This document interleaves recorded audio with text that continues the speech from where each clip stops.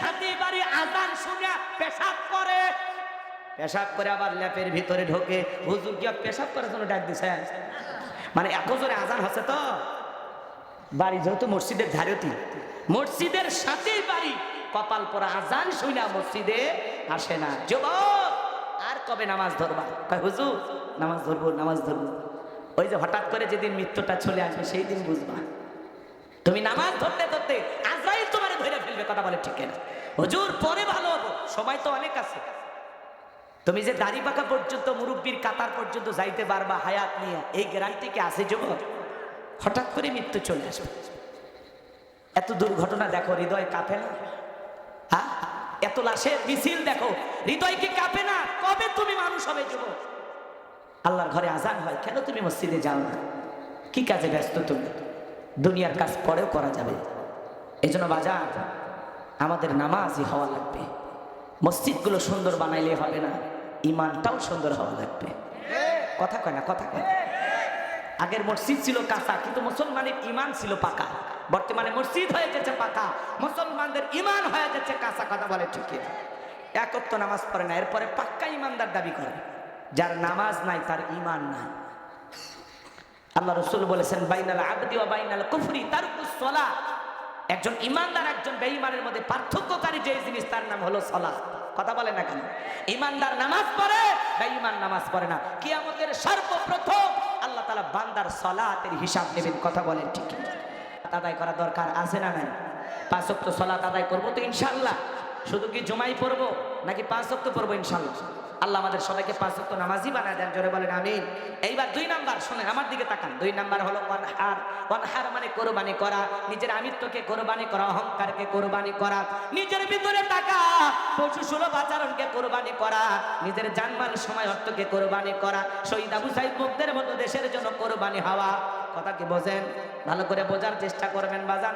আমরা মনে করি কুরবানি করা মানে খালি গরু ছাগল জবাই করা। 7 জন ভাগে একটা গরু কেনে, 4 জন ধরে ধরে টানে, পিছন থেকে 3 জন ঠেলে। এমন দুর্বল গরু যেই গরুর উপরে বয়স্ক ভাতা ওয়াজিব। কুরবানি স্থান পর্যন্ত হাঁটে যাওয়ার শক্তি নাই, কোলে করে নিয়ে গেছে। ইমাম সাহেব বলে ভাই এই গরু জবাই করেন না।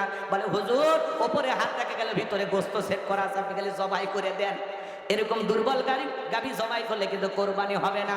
আল্লাহ বলেন তাসুরুন নাদিরিন, চমৎকার হুষ্টপুষ্ট দেখতে সুন্দর একটা গাবি জবাই করা লাগবে। কুরবানির হজ আপনাদের মসজিদের ইমাম সাহেব করবে, আমি করব না। তবে যারা কুরবানি দিবেন 3টা জিনিস খেয়াল রাখবেন। এদিকে তাকান, এদিকে তাকান। আর একটা আয়াত শেষে বাকি আছে না, খুবই গুরুত্বপূর্ণ। ওখানে যুবক আর মহিলাদের একটু ওয়াজ করা লাগবে। এদিকে তাকান, আমার দিকে তাকান।